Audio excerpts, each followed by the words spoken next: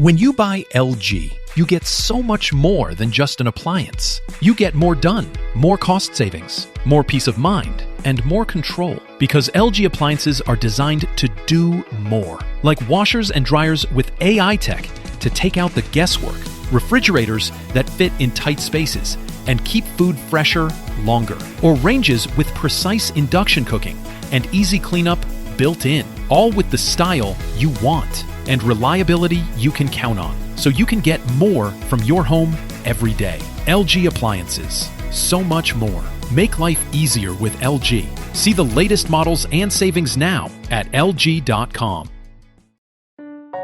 Robots Radio. Games. Lore. Stories. Community. Just press play.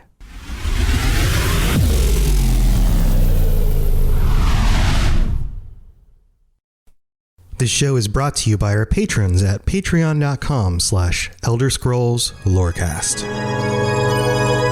Robots Radio presents The Elder Scrolls Lorecast.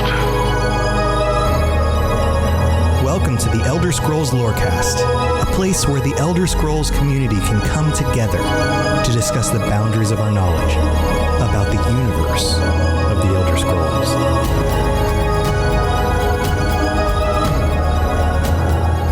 Welcome back, adventurers. This is your host, Tom, or Robots, and I am here, as usual, with my good buddy, Lotus of Doom. Welcome back to the Elder Scrolls Lorecast. Lotus, how are you doing this fine Thursday? I'm good, actually. I had a little bit of time before the show, which was a refreshing change of pace with my current work schedule. So nice. Little less immediately showing up to the show, but pretty excited to cover our other companion before we get new companions this current year. I know, it's so exciting. We were joking before the show. Those of you who know me and have heard my funny voices on this show or on some of the shorts I've been doing on the Robots Radio YouTube channel, I was joking about talking like a Khajiit or an Argonian. This one is looking to do the entire episode as a Khajiit sometime. But you were like, you should save that for the new companion. Yeah, save that for Ember, and then see if people go completely nuts over it. I'm not going to don't worry. I will not do an entire episode as a Khajiit. That would be ridiculous. As much fun as it would be for me, I don't know that would be fun for our listeners. So don't worry. I'm not going to do that. But yes, we are talking about Bastian Hallix, I think is the way you pronounce his last name. That's what I always said was Bastian Hallix. I'm not really sure where how you could pronounce it. Yeah, Hallix, I think would maybe be the other pronunciation. I would say Hallix. There's two L's. Yeah. Our other companion, the one that we didn't cover yet from this last year of content. And that's what this episode is going to be about. We're going to dig into what we do know about Bastian, some of the details, some of the quirks of his personality, some of the things he likes, some of the things he doesn't like, and some of the little quirks. Yeah, some of the little nitty-gritty details. And don't worry, just like our last companion episode, we're not going to spoil the adventure that you can go on once you get the affinity score up high enough and the quests that you can go on that uncover other stuff. We're going to leave that still because we know a lot of you probably haven't finished that yet. So no spoilers on that content. We just want to give you a background as to the details of the character, some of the mysterious background that might be going on with that. I've got some speculation with maybe some connections to maybe some future content. And we're just going to, enjoy meeting the character a little bit. So why don't we go ahead and dig in, Lotus? What do you think? I think we should. First off, have you spent much time with Bastian? I know he's the less popular of the two between Bastian and Mirri. So I actually have max affinity and max level with Bastian just because I'll give everybody a moment to be shocked. I wonder why. An achievement for doing so. Oh, that's why. Yes. There it is. But to be fair, I did what I would have played through just to get a storyline anyways, just because I really like just getting through all the storylines and everything like that. So I would absolutely just kind of go through it just to see what it was like, either of the new companions. If they don't have anything achievement wise tethered to them, even though I like that stuff, no matter what, I would go through either of those storylines because, I do all the quests long past anything I get beforehand. So I will definitely be checking that out. And I do like Bastion's storyline. It's actually pretty good. So it's not like it's certainly not a throwaway story. Bastian isn't without his uses. He's just not my preferred character of the two that we had. Right. Yeah. I've unlocked him. I haven't spent much time with him, to be honest. I keep Mirri with me. She's the one who's more okay with the whole sneaky steely thing. And that's kind of my go-to. Much more convenient. Yeah. That's my go-to thing, I guess. That's how I play. That's what my main does. I'm very morally ambiguous in game. Yeah, that's how I roll. But so I haven't spent as much time with Bastian, but let's get into the details as we do with these companion characters. And a lot of the characters we talk about, there's always a meet the character document that comes out, a letter usually written. And I think most of the player base doesn't actually take the time to read these, although they've been doing these for a very long time. So yes, they have. It's especially fun for us to read through these and talk about them on the show because, surprise, surprise, most people don't actually take the time to read these. These were started with the original lore master before Lehman Tuttle, actually. So this dates way, way back. This has been like a thing in the it's not in the game, but I guess like companioned to the game for a very long time. Right. Yeah. Usually when there's a new DLC introducing new characters, these will be released on the website. They'll get kind of passed around.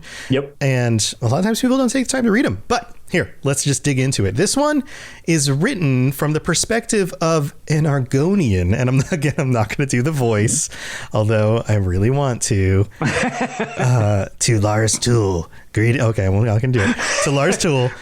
Greetings, Root Brother. I am writing to warn you about a problem. A mage named Bastian Hallix is asking questions about gambling dens in Leowin's harbor districts. So immediately off the bat, we know two things about Bastian. One, he's a mage. He's actually a battle mage. He's specifically a certain type of battle mage that you can be in the game, a dragon knight. Very specifically, right? Yes. Which means that he has Dragon Knight abilities. He's got like his flame whip and fire stuff, right? He's doing that kind of stuff. But secondly, he's kind of a goody-goody. Certainly, I mean, he definitely is. And by comparison to Mirri, who we had last episode and just kind of hinted at, more so than I think even he might be, just based on, yes, he's a goody-goody. There's a little, he kind of almost gets overplayed as being super morally, righteous just because the comparison is so much less. But he's definitely in the more upstanding, righteous way of doing things. And doesn't really care for the seedy underbelly of Tamriel. Right. And it goes on and says, he represents the Silvels, a noble trading house of Daggerfall. Okay, I promise I'll stop doing it. You just drift in and out of it. Yeah, I'm sorry. It'll keep everybody in check. Everybody who wants it will get a little bit of the voice, and everybody who doesn't, it won't drive them mad. Okay, no more. And he believes that some eggkin of the family, a fellow named Quistley Silvel, may have visited businesses under your control. I doubt that Bastian Hallix knows or cares who runs things in Leowin, but he intends to follow this Quistley's trail wherever it may lead. It seems likely that sooner or later he will wind up at the door to your hut. So this is like a warning letter, right? Normally, I would not worry myself about your nest. You know best how to manage your own business. But this Bastian Hallix is a talented battle mage, handy with both staff and sword. And he is nothing if not determined. He is the sort of dry skin who kicks down or blows up any obstacle you put in his path. As I learned the hard way. Earlier today, Bastian Hallix's search for Quistley Silvel led him to me. I have nothing to do with any missing Silvels, but I don't stand for anyone prying into my affairs. I sent 3 of my blades to waylay him when he returned to his inn. Hallix roasted poor Neremus, maybe is how you pronounce that name? Yeah, I think it's Neremus. With a firebolt, knocked Genetia senseless with a single blow from his staff, and then disarmed Claws in shadow and stabbed him with his own sword. That's pretty badass. I like that part. After the Zalunat, I decided to look into what he wanted and how to get rid of him. My spies learned that Bastian Hallix's egg-sire was Lord Martell Hallix of Daggerfall. Lord Hallix angered High King Emmerich many years ago. How? My sources did not say. And the house was stripped of its lands and titles. Okay, so let's pause here. He's from Daggerfall. Yeah. He's a Breton. He comes from a line of royalty, or at least aristocracy. Correct. Lord Martell Hallix. Yep. Who was stripped of his title because he pissed off King Emmerich. Right. And that's where the story gets kind of interesting. Obviously, like we said, we're not going to go into the story you can get to beyond his background. Mm-hmm. But it takes I don't know. I thought it was better than the character himself, because I actually really enjoyed it, where I'm very indifferent to Bastian. But his background that they, kind of explore is fascinating. And before we get too far away from the mention of Quistley is the worst character I have experienced in a long time. You don't like Quistley, huh? Quistley is insufferable. To be fair, it's one of those situations that's really amusing to deal with, because you have the options to do a lot of the things you want to do. I'll just leave it at that. Uh-huh. So, yeah, Quistley is a rough character to deal with. And Bastian shows that he has some pretty good restraint to not just bludgeon Quistley. Okay. Yeah. But this is interesting, because this ties into some royalty, some Daggerfall royalty. And we know that the new season, the new year of content is going to tie into some Daggerfall royalty. Right. I'm interested to find out, and like we talked about, we're not going to dig too far into where this quest line ends up, but I'm interested to find it out.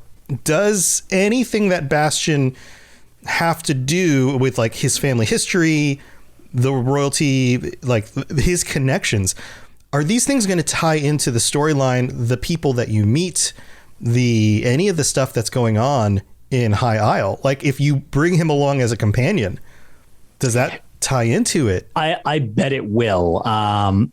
Especially because it's kind of funny when you look back at the previous year and they breadcrumb like what they're going to be doing kind of like in the new year. It's hard to, gauge sometimes, because when you look back at something, do you see things because you know what's there, or did you miss them because you didn't know what was coming type of deal? Right. Hindsight is 2020. Fascinating to see when we get the new year. Is there more to did Bastian tell us more about this coming season than we ever realized once we get there? Right. It'd be interesting to see. Yeah. Also, I mean, we know that these characters comment on things, like our companions comment on things in the world. We talked about it with Mirri when you go visit the Clockwork City or certain places in Morrowind, or or even just like summoning companions. They comment on the world around them. If we're in High Isle and Bastian is with you when you are dealing with some lord or lady, is he going to have dialogue that comes out that fills in the blanks with some of the background of what's going on? Or do characters treat you differently when he's with you?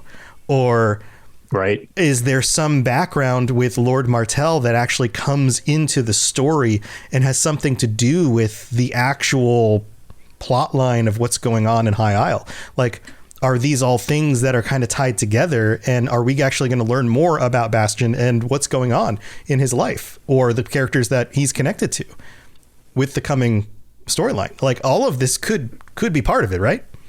Yeah, it's hard to tell not seeing it, but there is the potential for that. And with kind of what we had mentioned last time, where the characters or these companions tie into so much, and they're not just, here's a companion, it exists, it'll fight for you. It makes me curious if, it's one thing to design your characters around the current season they're in, and we've only had one season so far with a companion that exists, so it would make sense. But we'll have two new companions, which will need to be made to interact with everything.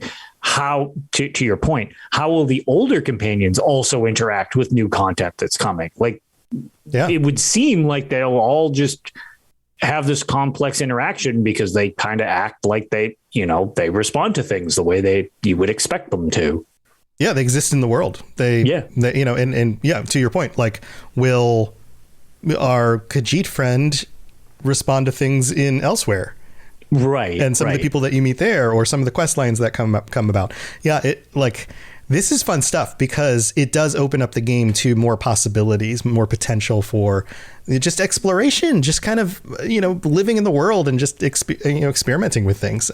Sure. That I love those kinds of little Easter eggs and the things that make the game feel lived in. That just, that stuff is so cool. So anyway, it goes on and says, Bastian was fostered with the Silvel family and grew up under their roof. He works for the family as a roving troubleshooter. Now, pause here. He isn't actually the genetic descendant of Lord Martell. He's a foster child, which also leads to other interesting potential storylines, like, who is his actual family? Where did he come from? Why is he fostered? Right? All of that kind of stuff. He works with the family as a roving troubleshooter, looking after their interests wherever they do business. He acts like more of a hired specialist than a lord's son, but be careful with him. The Silvels have gold, and we don't want to stumble into a fight with them. You will know Bastian when you see him. He is a fit, red-headed mage of 30 years or so, and he appears to exist in a constant state of annoyance. I don't think he's happy being sent to fetch a wayward Silvel. Don't be misled by his hemming and hawing. He acts like he lacks confidence and fears confrontation, but it turns out he is more about actions than words. Fortunately, he is also a trusting sort. When he returned to me after my crew ambushed him, I had little trouble convincing him that I had nothing to do with it and sent him on his way. Feed him a likely story, and you should be able to keep him out of your mud pit. For a time, anyway. I love all the Argonianisms in this. Hallix has the persistence of a hungry Hajmota.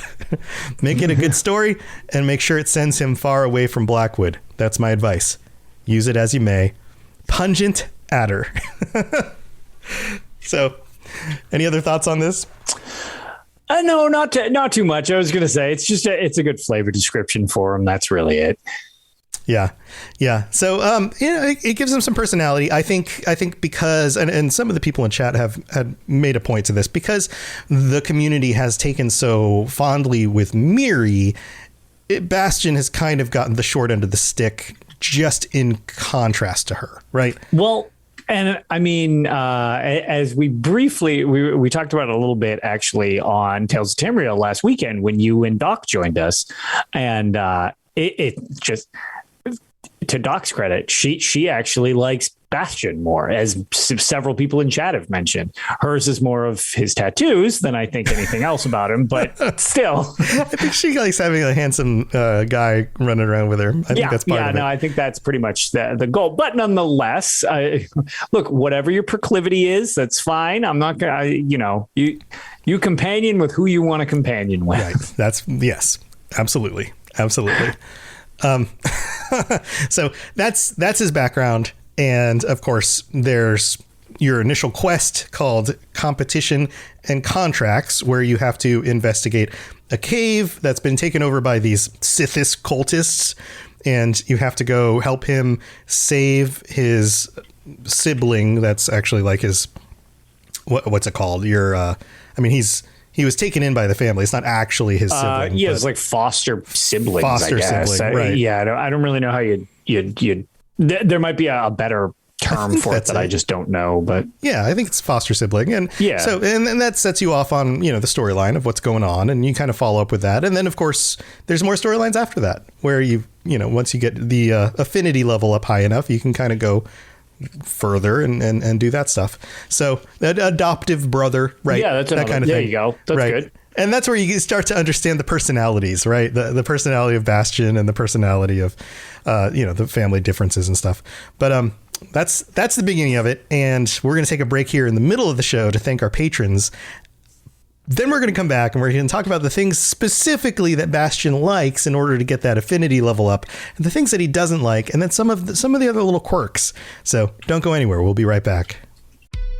When you buy LG, you get so much more than just an appliance. You get more done, more cost savings, more peace of mind, and more control. Because LG appliances are designed to do more. Like washers and dryers with AI tech to take out the guesswork, refrigerators that fit in tight spaces and keep food fresher longer, or ranges with precise induction cooking and easy cleanup built in, all with the style you want and reliability you can count on, so you can get more from your home every day. LG appliances, so much more. Make life easier with LG. See the latest models and savings now at lg.com. This episode sponsored by The Bomb Box. When someone you love is going through cancer, you want to do more than send flowers. You want to truly help. That's why there's The Bomb Box.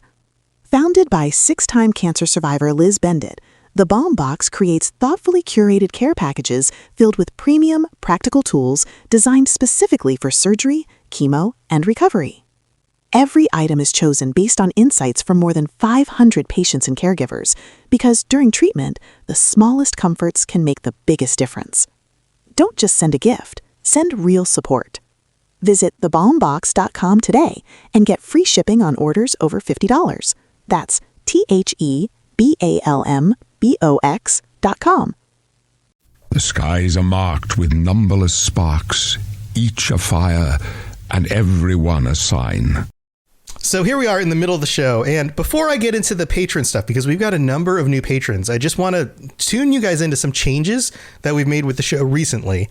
If you haven't noticed yet, if you go back and you look at the early episodes of the show, there's like 90 episodes that are just missing from the feed. That is on purpose. There's a number 1 episode that is now different, explaining what has changed. And basically, I've taken those first 90 episodes and I've moved them off the feed for a number of reasons, and that first episode explains it. So go listen to that episode if you're curious. If you've already listened through the first 90 episodes, you don't need to worry. If you are tuning in right now to this episode because it's the first one you've ever listened to, or you just have kind of hopped around, the short explanation is that I'm starting everyone off with the first episode that Lotus joins me on in order to give people kind of an entry into the show that's more accurate for the way the show is now, and what I think are some of the best episodes of the show from like episode 91 on. And in order to kind of get them up to speed, and you can kind of jump around on the episodes as you want anyway, but those first 90 episodes are still available. They're available for patrons. They're ad-free. I've remastered the first 7 episodes in order to get the audio quality as good as I can. I've kind of shrunk them down a little bit, gotten rid of some of the little extra bits. But they're all still available on Patreon if anyone wants to listen to them, and you can get access to all 90 of those episodes, including all the rest of the episodes. Every episode is available on Patreon now, and you can get access to them for only $5, which means that if you are trying to catch up on those 90 episodes, everything from like the creation story to the different Daedra to the different races, all the like basic level stuff when it was just me doing the show, that's like 6 cents an episode. So if you really want to get access to those episodes, you can just pay $5, sign up for the Patreon. You can even just sign up for only 1 month if you wanted to. Just download all the episodes for like 6 cents an episode.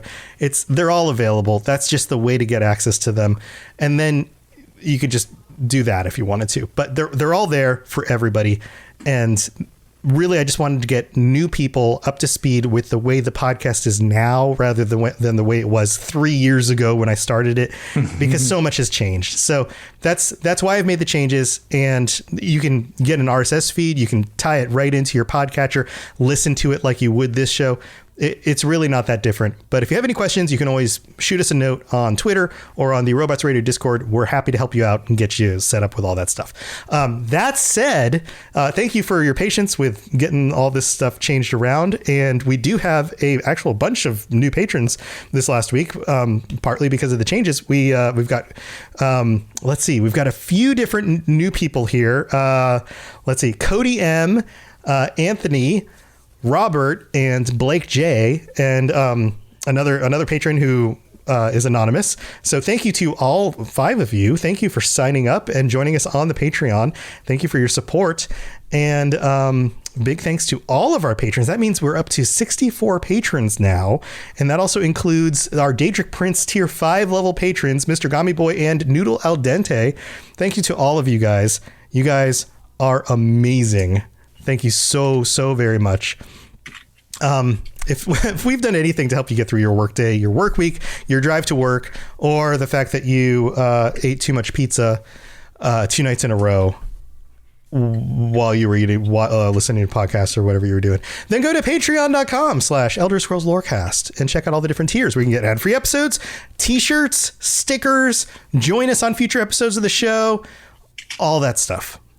Just go check it out. There might be something that you would like and can help us by supporting the show. And it's because of you guys that I have a career as a content creator, and I'm able to make shows like this a priority in order to keep bringing you awesome content. So thank you again to everyone. Also, let's check it out. I don't know if we have any new reviews. I didn't pull this up ahead of time, but if you do leave a rating or review on Apple Podcasts, then I will read it out. If it's 5 stars, I will read it out on a future episode of the show. Or if it's less than 5 stars, but is notable because it's funny or insulting in a really interesting way, then I might read that out. No new ones in the last week, but that's another way you can help out the show. Also, I know a good at least 50 to 60% of you are listening on Spotify. That also has a way to rate the show now. So if you go to the page where you can actually see all the different episodes listed and scroll to the top and look on the top left, you'll see a little section, a little button where you can give it a rating. Please give us a 5-star rating on there because that is very, very important. Spotify now ranks the shows based on average rating. And so if someone searches Elder Scrolls, then we will show up according to the average rating. So it really does help if you give us a 5-star rating on there. So if you like the show, please do that. It helps a ton. So that's what we got. Thank you to everybody. And let's get back with the rest of the show. Yes, you're entirely brilliant. Conquering madness and all that. Blah, blah, blah, blah, blah. All right, here we are back to the regular part of the show. Oh, man. All right. Lotus, you have any thoughts on any of that stuff? I know kind of went through it real fast. No, I mean, without going into his literal storyline from the game, which I recommend everybody just do. You don't need teammates for it. You can do it at your own pace. It's a very single player, accomplishable task in game where you don't have to rush or whatever.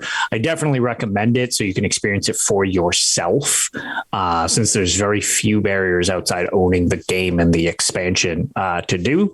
And this is just more of his like background setup and what's been addressed outside the game. So it's like, no, there's a decent bit, but I feel like that's not overwhelming to give you kind of an idea of who you're going to get with Bastian and see how his story plays out that you can be along with, in the quest in the game. Yeah. So let's go into some of the details about the things that Bastian likes and the things that he doesn't.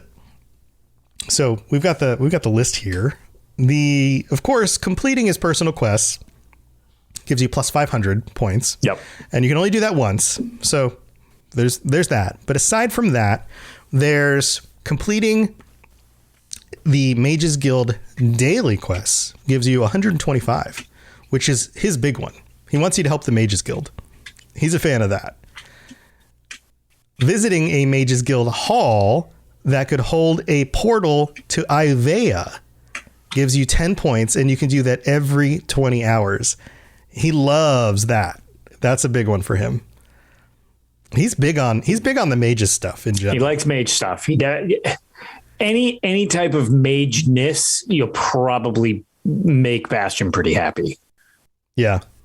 So also visiting Ivea or Artaeum.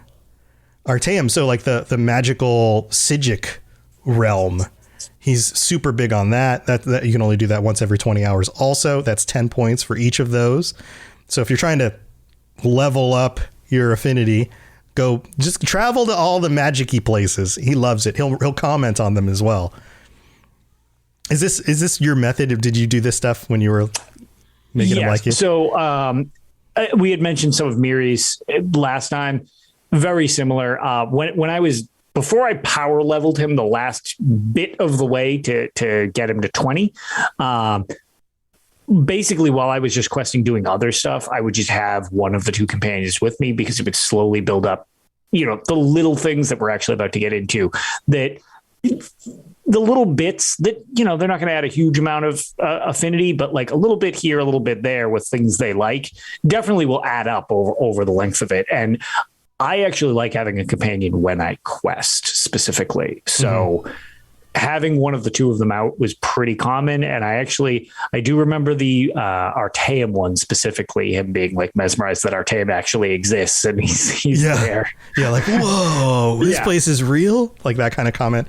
I don't remember the specific quote, but he's like super psyched for being there. Yeah, absolutely. Yeah. So another big one is helping a random encounter plus 10. Now, I don't know specifically what that counts as. Did you notice when this would proc? Which one was it? So helping a random encounter. So I think I know what it means, but I never had that one proc specifically. So in game, there's a lot of, I mean, they're random encounters, but like you can have, say, for example, the one that I actually did for something else in Murkmire, there are hostages being taken from the villages by the blackguards or blackguards, because that was the huge debate on how you say their name. But by the blackguards,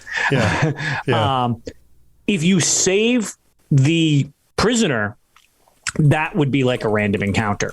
Or if there's a mage out in the forest and like they open a portal and a Daedric thing comes through and attacks them, or a Tremor or something like that. Right. You save that NPC, that's saving them in a random encounter. And they usually say something to you, oh, thank you, or whatever. I believe that's what they're referring to as, like, if you do that and help them and don't totally just leave them to do it themselves, I think you would get rapport with Bastion.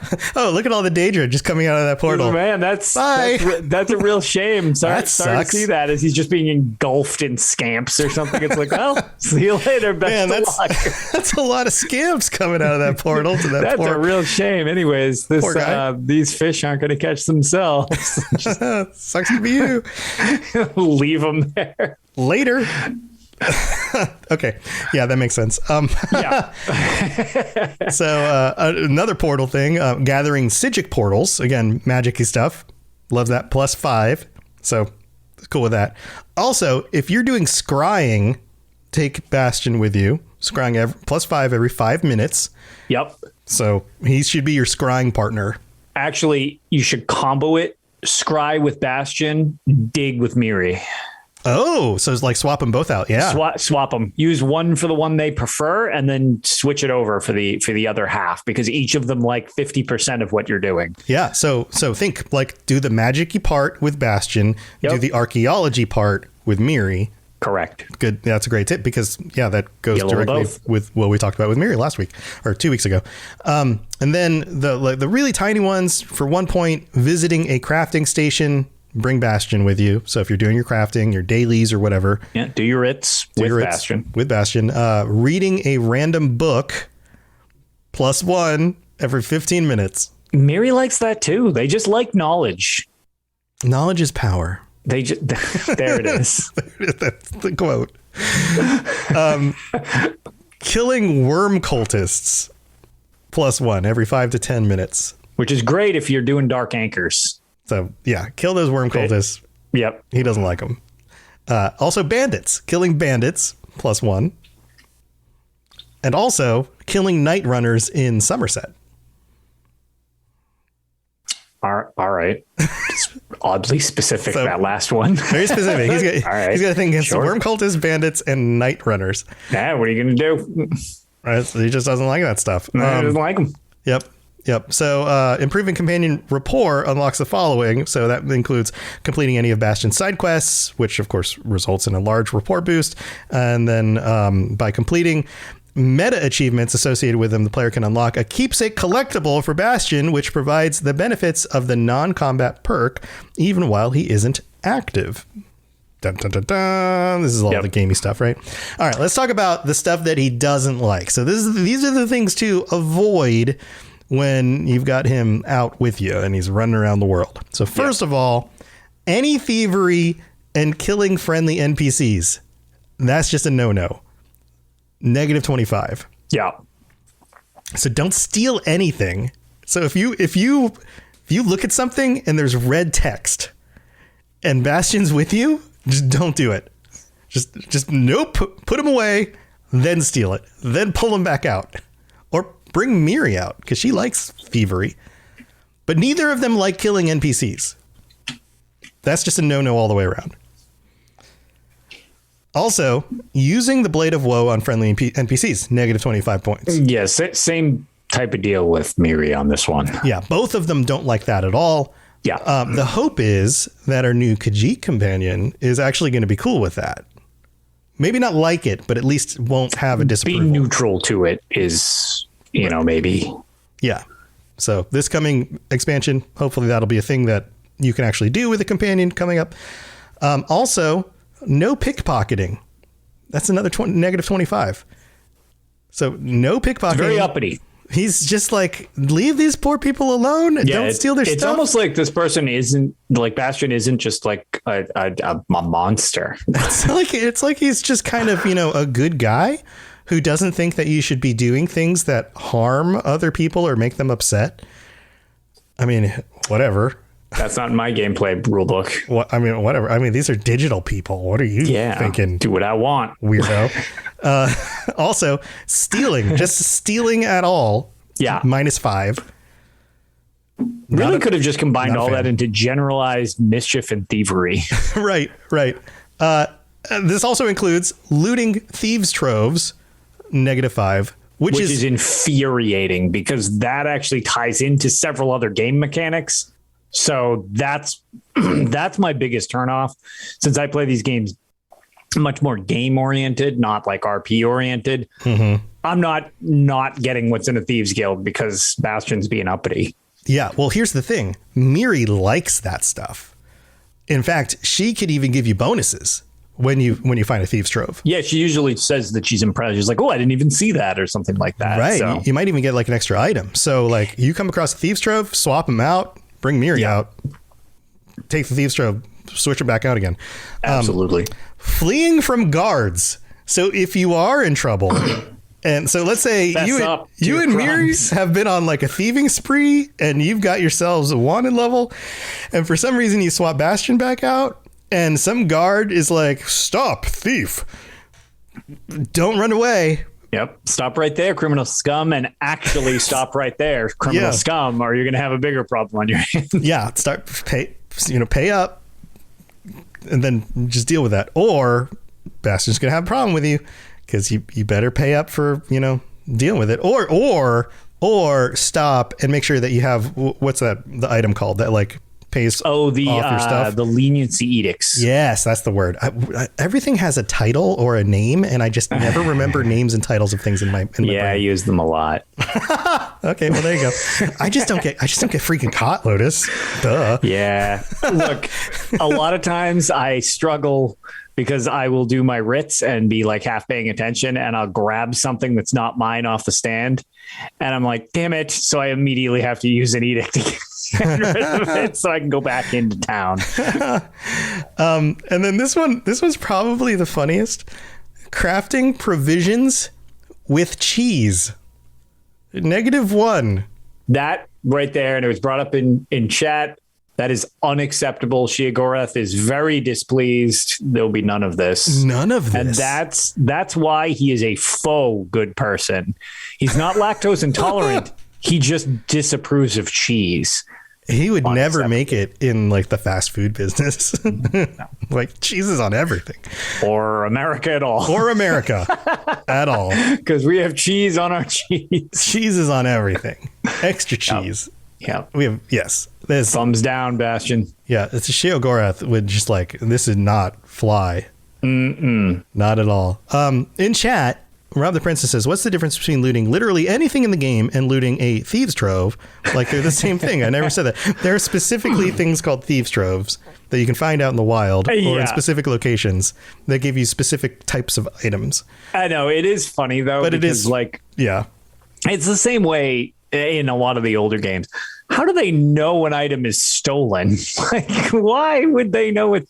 Like, if I stole a plate off some random house and then trade it in, how does that merchant know that plate was stolen? Right. How do they know I just didn't own a plate and brought it from my home and just sold you a game plate? Game tropes.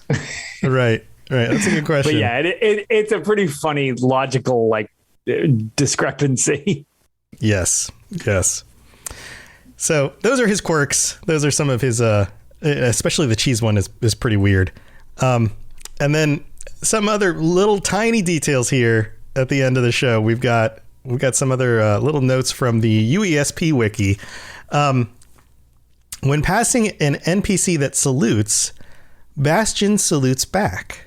Did you know this? Okay, that I did not actually know was a thing. Mm-hmm. That's weird. Yeah. So if you take him on some quests, like so just some of the questing around the world where you happen to pass like guards, or you're on some quest with like a military and the military salutes like a leader or whatever, Bastian will animate with anybody saluting as if it's just like proper decorum. He'll do it. He's being respectful. I respect the respect. Yeah.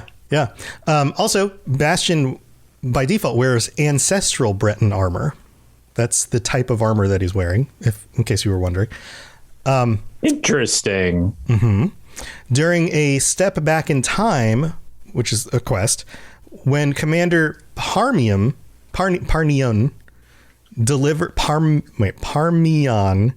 delivers his rousing speech, Bastian will cheer at the end along with the other soldiers. So another one of those soldier things where that's what he'll do. Like that's just what he does. So pretty cool. During Wolves in the Fold, when you expose a Camlorn refugee as a werewolf, Bastian will use a phrase for when you attack an innocent, even though the refugees turn aggressive before you attack. This, however, does not count towards lowering his rapport. All right, that's just weird. Right? Like, I don't know if that's like a bug or just like a quirk or something. All I could just think of was like, no, please don't. All right, no, you can do it though. All right. Okay, fine. Yeah. No, I didn't mean it. I didn't mean you actually shouldn't. I'm just saying. I'm just reacting. Killing that werewolf. Yeah. Weird. And during delaying the daggers, when Garen Indoril escorts you to the West Gate, Bastian will mimic Garen's moves, including running ahead of you alongside Garen and running back into the city and dismissing himself once you reach Holgun. What the hell? Right? Like, again, I think maybe this one's a bug, or maybe it's like more like a bug, like a memory limitation or something. Like he just ends up like, maybe they had to like get him to like despawn, or somehow he's tied to the pathing of another character. That's weird. Yeah, that's interesting. Okay, yeah, that's some nitpicky code weirdness, right? But it's funny to think of it as like a quirk of the person, like the character, right? Where he's just like, oh, I gotta go. He just like takes off. He's like, my home planet needs me. Right, I'm coming with you, Garen. Bye. I'm going home. Yeah, it's like, all right. Fair enough, Bastian. Fair enough. Yeah, some good stuff. But that's Bastian, and I mean, we could get into the spoilery stuff, but we're gonna hold off on that because we like to leave that stuff for you guys to discover in the games without spoiling that stuff until we're far enough away from the content that we feel like it's worth discussing. So maybe we'll get into that at maybe we'll come back around a year from now when we feel like everyone's invested in the new companions and we can kind of come back and talk about spoilery stuff. But any other thoughts, Lotus, on Bastian as a companion? Like I said, Bastian's definitely not my preferred choice, but still another good character to have added to the game and give some diversity, because actually it turned out a lot of people in chat seem like they actually like Bastian when they play more honorable playthroughs, which totally makes sense. So, and even if you're not a fan of Bastian, I do suggest definitely doing his quest line. It's pretty awesome. I don't know. I like that one too. Both of the storylines for the companions I thought were very well done and just long enough to feel like a full, like interesting, complete storyline without getting kind of like, okay, like how long is this going to go? I felt like they were both like good time length. Obviously the biggest holdup to progress them is just making sure that they don't hate you, because they're not going to want to do quests with you if they think you suck. Yeah, I would be interested to find out if anybody got them to total like bottom level negative affinity. Yes, they will leave you. Like, has anybody done that? Like, yes. Any of our listeners? I've had a couple of my friends mess around with them, but I do know that if you get the affinity low enough, they will apparently they'll basically tell you to screw, and they will unsummon themselves until their affinity balances back out. Does it like a little bit once they're gone? Does it just over time adjust back? It kind of like adjusts back because they become unfrustrated with you, and they will come back, and their affinity will still be bad, but they'll tolerate you again. Unless that's funny. Yeah, but basically they will just tell you to pound sand and leave. Like screw you, buddy. Get out of here. So you can actually piss them off to the point that they will tell you to peace out. Oh, that's great. That's really cool. I haven't done it myself, but I have heard that's kind of the method to it. But as far as I understand, you got to get it pretty low. You're blade of woe in a lot of people to get it. Yeah. Well, -25. I mean, let up. There's definitely a few things you can do there to kind of add it up pretty quickly if you really wanted to do it. You know, it'd be really frustrating for people who play like you is if there was also a achievement. Yeah, do both sides of the spectrum. Getting on both sides of the spectrum. Woof. To be fair, I'd probably go with upsetting them first, so that I could at least stack on, because you get so much for their main quests. Yeah. But like, I mean, I'd have to kill like all of Somerset with the Blade of Woe or something to get back down at this point. There's more ways to get positive and larger positive amounts. Yes, the positives are bigger. Right. Yeah, exactly. The positives are definitely bigger than the negatives. Like if you're doing negatives, you basically are intentionally being a jerk to them, outside of some weirdnesses like unintentionally picking bugs like with Mirri. Yeah, which I keep freaking doing. Right, I do too. But it's never enough that it ever makes a tangible impact on how she feels about me. She's just generally displeased when we're out and I'm accidentally ripping the wings off butterflies, because apparently my character's just a monster for some reason. I know, right? Like it happens. It happens all the time. I was playing this just a few days ago, and I've been questing through the Bosmer area. And it was this one moment where it's like this dramatic moment having to do with like the Wilder King or something, right? I'm doing like the main quest lines. Yeah. And it's like here, it's the most important moment. Oh, I think it was like the wedding or something. And it's like, stand here and hold the summon staff or something, whatever thing it is. And it's like, this is the most important moment of the summoning. Hold the summon staff. And I have to hit the button to pick up the staff, but there happened to be like a lightning bug or something. Bug goes by. Right, a torch bug. And then I'll like, and everyone's sitting there waiting for you to do the thing. And then all of a sudden I pull the wings off a torch bug and she's like, you monster. Yeah. It's just like, that's the thing.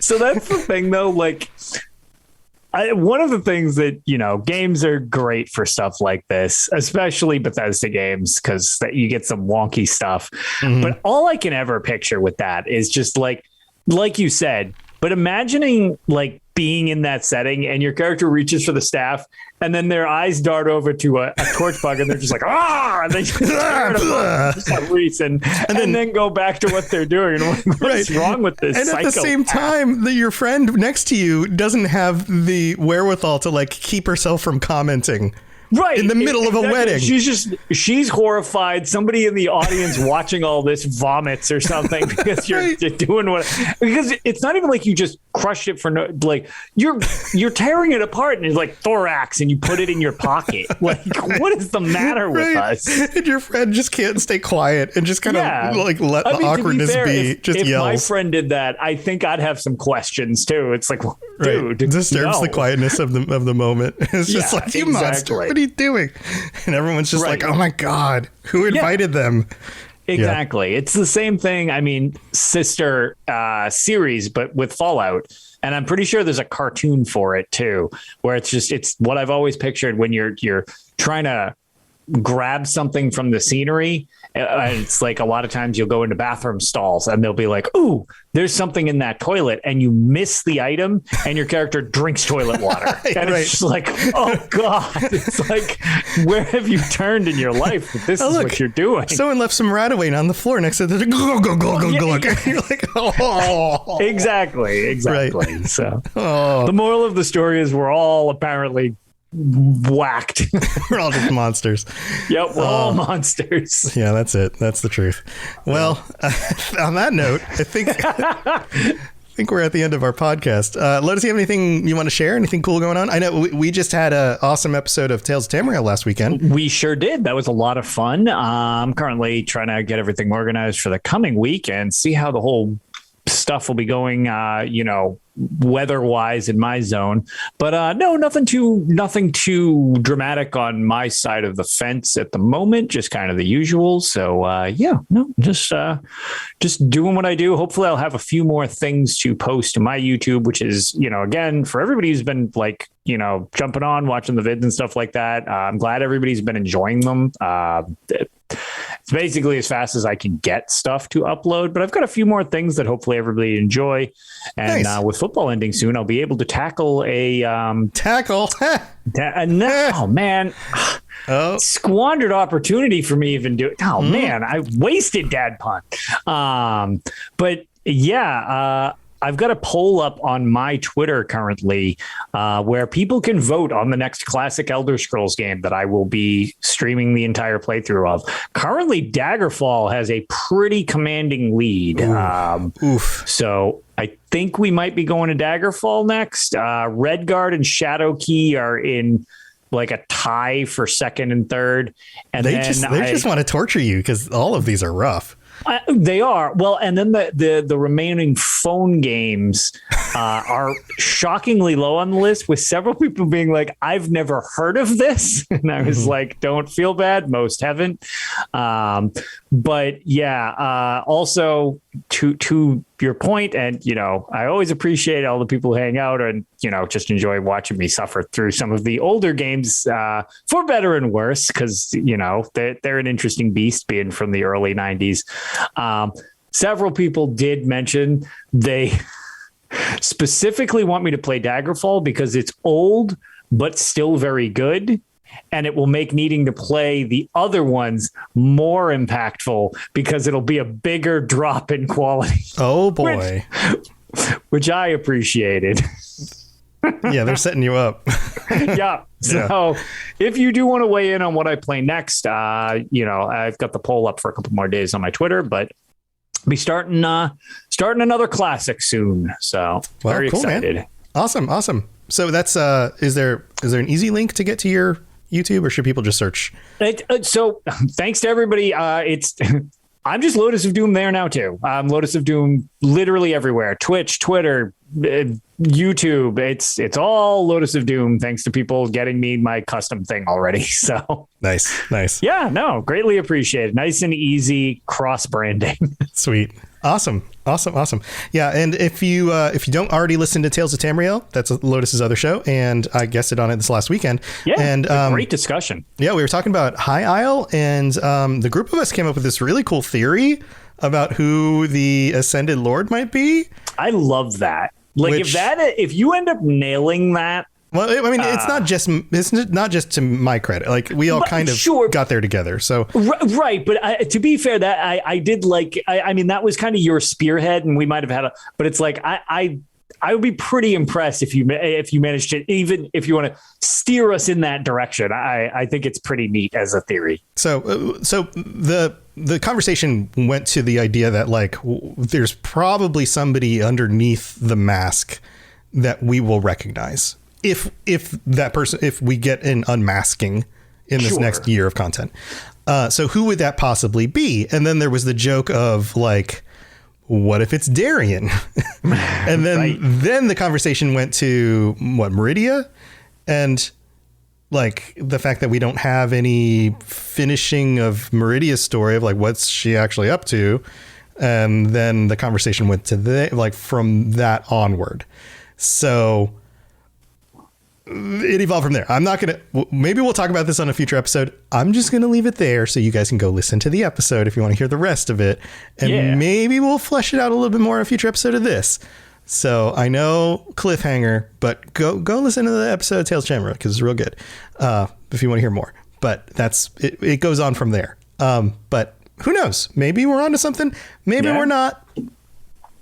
We'll see. You won't know if you don't speculate. Yep, it's crazy speculation, but that's what we're good at around here is crazy speculation, and you never hit the bullseye if you don't throw a bunch of darts. So that's what I always say. But that's always starting right now.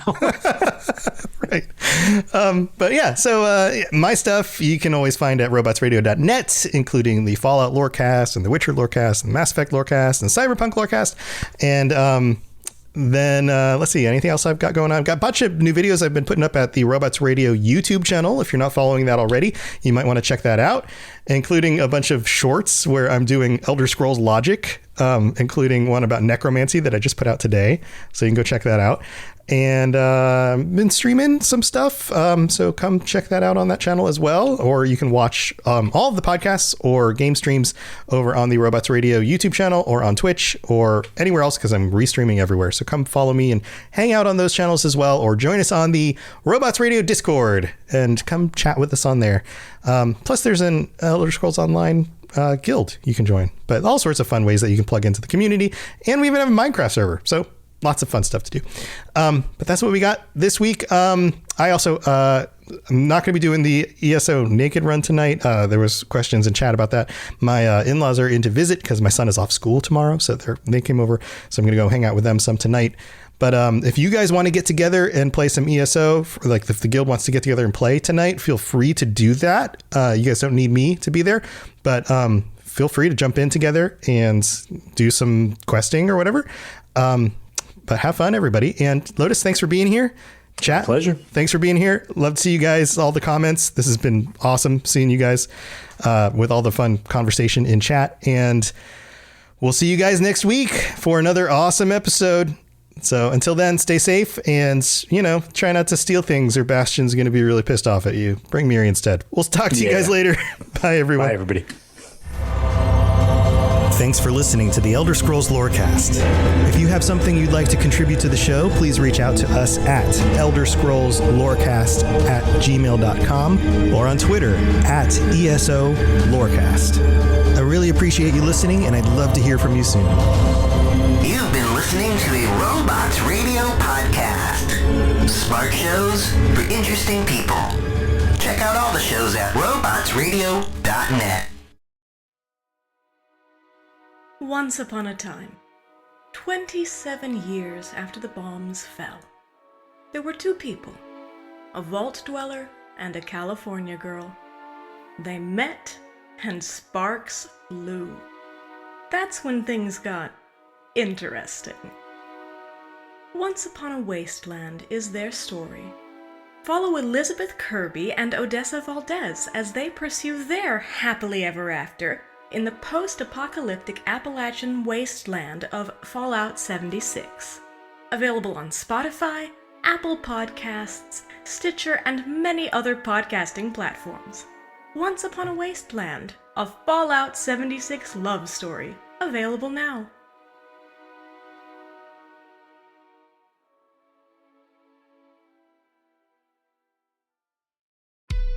When you buy LG, you get so much more than just an appliance. You get more done, more cost savings, more peace of mind, and more control. Because LG appliances are designed to do more. Like washers and dryers with AI tech to take out the guesswork, refrigerators that fit in tight spaces and keep food fresher longer, or ranges with precise induction cooking and easy cleanup built in, all with the style you want and reliability you can count on, so you can get more from your home every day. LG appliances, so much more. Make life easier with LG. See the latest models and savings now at LG.com.